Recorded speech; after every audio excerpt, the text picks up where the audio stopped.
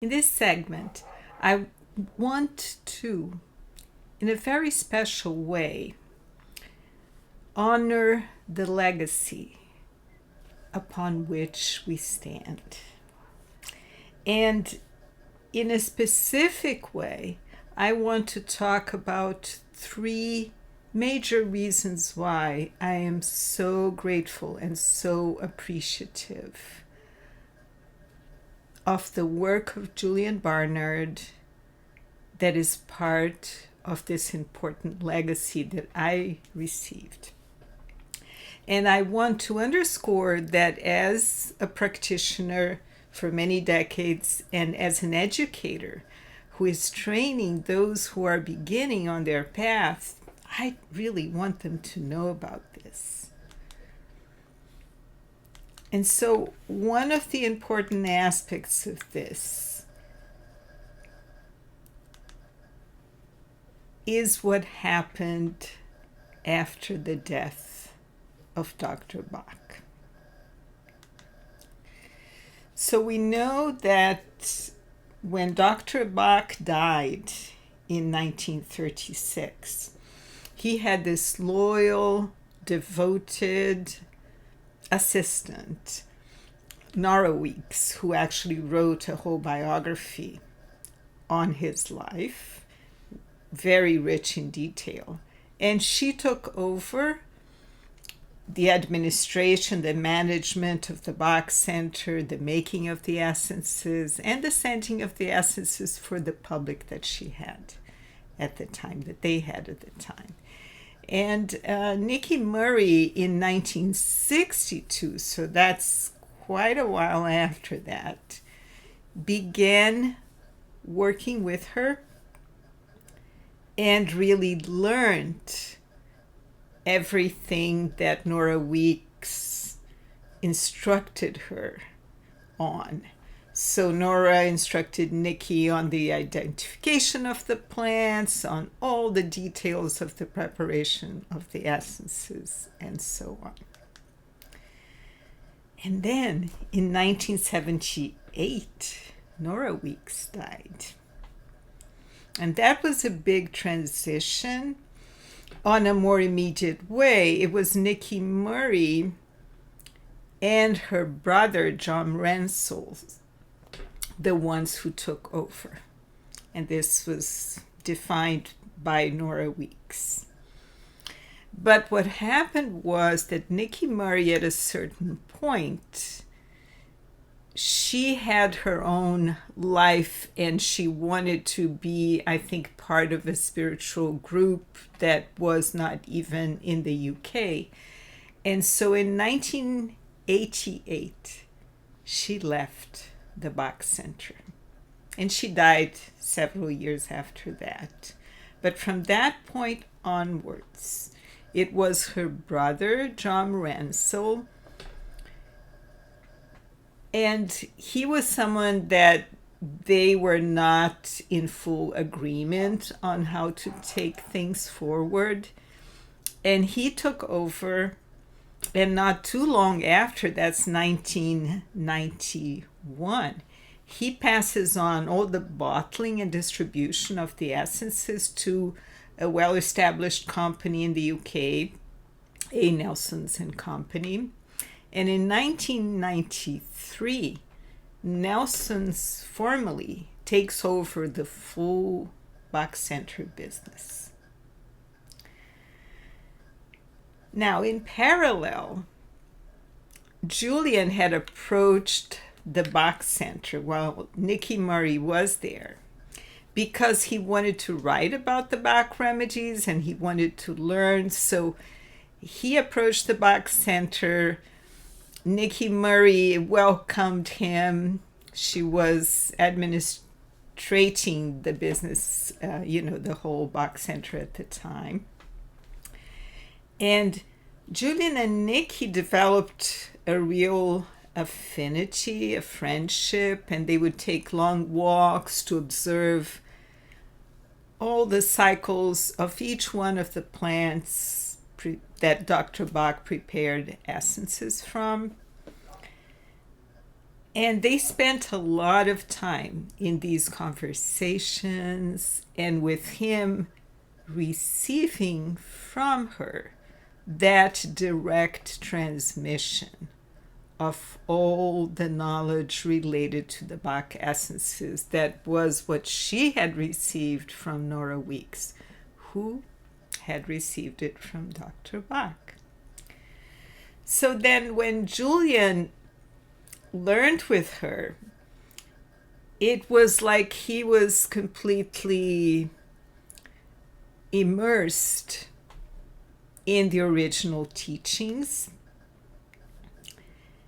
And around the time when Nicky Murray was leaving the Bach Center, he was working on publications. He had already published a very first book years before, but then in 1987, he published Patterns of Life Force, a small book, one of the first ones that I've had. And he also did a comprehensive organization of all the writings of Edward Bach and published actually the collected writings in 1987. And he published a book with images and all the information about each one of the essences, with color photographs and all of that. And in this book, he was sharing how to prepare the essences. And one of the reasons why he was doing that was that after Nicky Murray left, maybe after not too long of a time, the Bach Center stopped allowing information in the publications that explained and that taught people how the essences were prepared. And so when Julian published this book, this was not something that the Bach Center was happy about, and they started threatening the stores that were selling his book that they would not have the essences for resale if they continued to sell his book. And they were forcing them to remove the book. And I mean, there's a whole story on that I recommend you buy from the Healing Herbs, a book called After Bach, because that turned out to be years of judicial litigation in which Julian had to really fight, because at that point there were people who wanted to sell his book, but they also wanted to have the essences. And he decided to begin preparing the essences. He founded the Healing Herbs,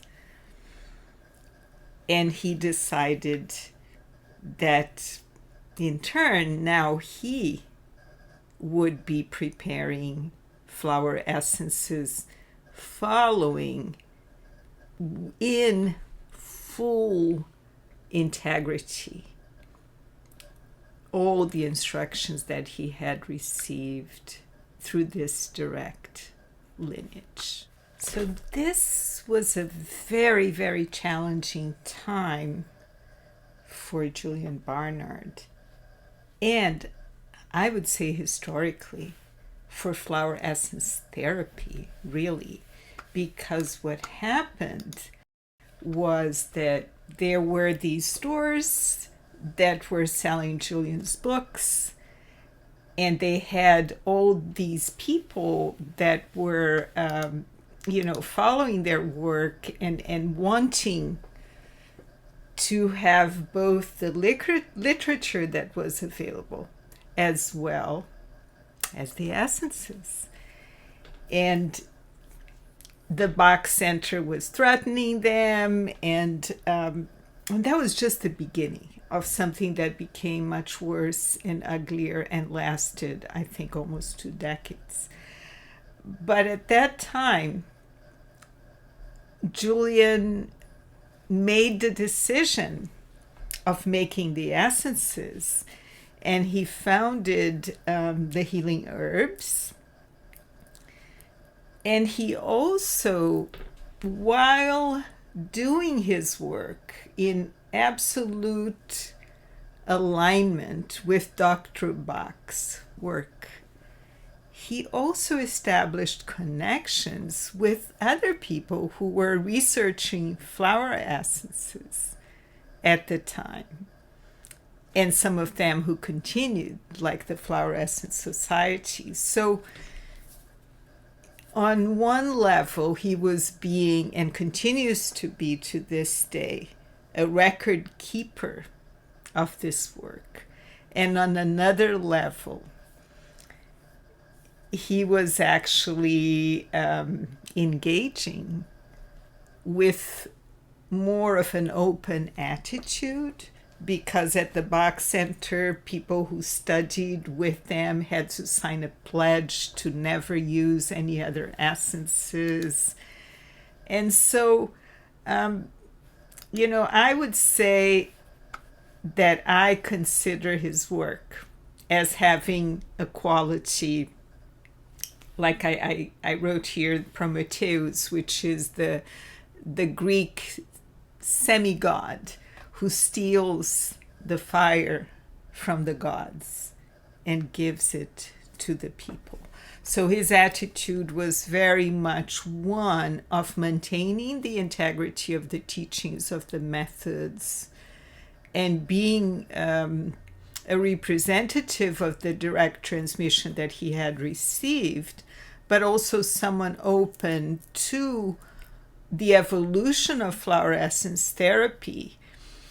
And I would say, thanks to him, that we have Bach remedies that we know, and even as he passes on his work, we will know that whoever are the ones who take it from him onwards, they will have received the same quality and the same standard of direct transmission, especially on what concerns the connection with the plants. So this is one of the pieces, and just the first one, of why I consider very important Julia's contribution for us. And I think the other one, which you will see because you have the fortune of having direct access to that as well, is the whole work of studying directly with and learning from the plants. And so around the time, this time that we're talking about, Julian began visiting Brazil.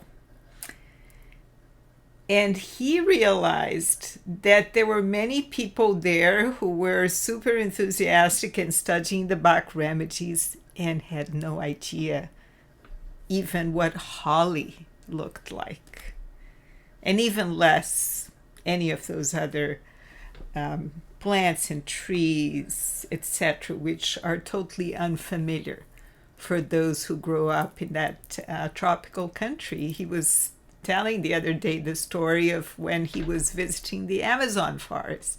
It's just such a different landscape, and the plants are all other species, other kinds of plants. So from that point onwards, Julian began studying each one of the essence plants in much more detail. But from there, these studies became so rich and expanded, and that's how he gave birth to his whole publication called Bach Flower Remedies, Form and Function, and then the other book, The Essence Within.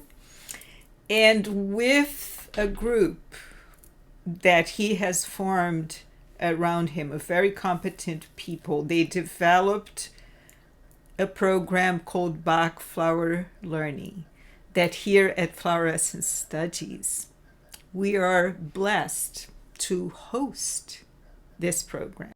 The reality is, I could spend at least another hour or two, sharing with you rich moments in which or through which qualities of each one of the Bach essence plants were revealed to me through some of his lectures in very engaging ways. But I don't have the time for this within this segment. So basically what I want to say is that there's no other flower essence teacher with whom I've ever learned so much about each specific essence plant.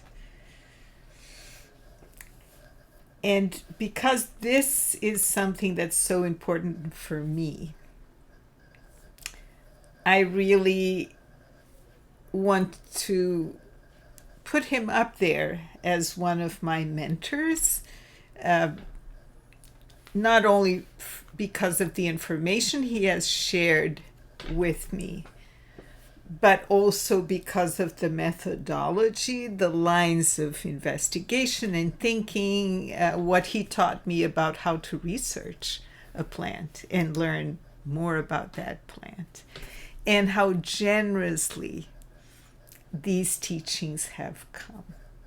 And so this is the last thing that I want to underscore, is just how grateful I am for the fact that he has really, with his team, very good team, by the way, he has really created a legacy that is here and is very rich and substantial,